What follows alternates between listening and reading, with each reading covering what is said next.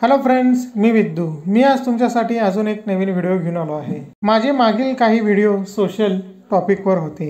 आजचा विषय सुद्धा सोशल टॉपिकवरच आहे। टाटा मेमोरियल हॉस्पिटल मुंबई यांनी लहान कॅन्सरग्रस्त मुलांसाठी नवीन औषधाचे संशोधन केले आहे। तर व्हिडिओ आवडला तर लाईक करा, कमेंट करा आणि जास्तीत जास्त लोकांपर्यंत शेअर करा। धन्यवाद। टाटा मेमोरियल हॉस्पिटल मुंबई यांच्याकडून कॅन्सरग्रस्तांसाठी कडू गोळ्याऐवजी सिरप बनवण्यात आले आहे। हे औषध लहान मुलांसाठी उपयुक्त ठरणार आहे। ज्या लहान मुलांना ब्लड कॅन्सर आहे त्यांची केमोथेरपी ही तोंडावाटे केली जायची आणि त्यांना कडू गोळ्या देण्यात येत होते।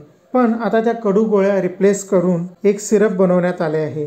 ते सिरप खूपच फायदेशीर आणि खास करून गोरगरीब ज्यांना खर्च परवडत नाही त्यांच्यासाठी उपयुक्त ठरणार आहे। टाटा मेमोरियल रुग्णालय, advance centre for training research and education in cancer आणि IDRS लॅब बेंगलोर यांच्या सहकार्याने मर्के पटोप्युरिनी हे केमोथेरपीसाठी पावडर स्वरूपामध्ये घेण्यात येणारे औषध आता बाल रुग्णांसाठी खूपच फायदेशीर ठरणार आहे। तर हा व्हिडिओ जास्तीत जास्त लोकांपर्यंत शेअर करा।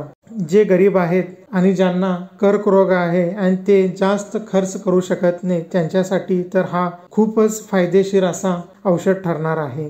जे लहान मुलं ब्लड कॅन्सरनं त्रस्त आहेत आणि खास करून जे गरीब आहेत त्यांच्यासाठी हे खूपच सोयीचे औषध आहे। ज्यांना जे खर्च परवडत नाही ते गरीब लोक ह्याचा फायदा घेऊ शकतात। आणि फक्त हेच औषध नाही तर ऑलरेडी टाटा मेमोरियल हॉस्पिटलमध्ये सर्वच कॅन्सरवरचे आजार हे कमी खर्चामध्ये होतात। त्यासाठीच हे हॉस्पिटल भारतामध्ये प्रसिद्ध आहे।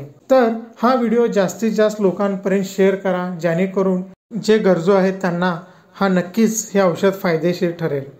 व्हिडिओ कसा वाटला लाईक करा, कमेंट करा आणि जास्तीत जास्त लोकांपर्यंत शेअर करून माझ्या यूट्यूब चॅनलला सबस्क्राईब करायला विसरू नका। धन्यवाद।